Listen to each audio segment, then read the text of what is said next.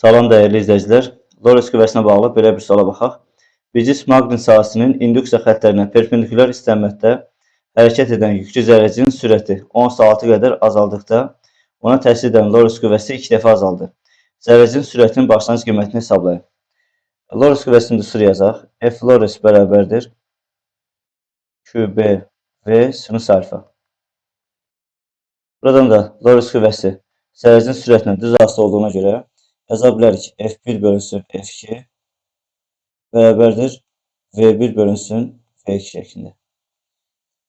F1 bölünsün. İkinci qüvvə 2 dəfə azaldığına görə yaza bilərik ikinci yerinə F1 bölünsün 2 bərabərdir V1 bölünsün. İkinci sürəsi 10^6 qədər az olduğuna görə V1 çıxılsın 10^6-da ikinci sürəti yerinə yazmaq olar.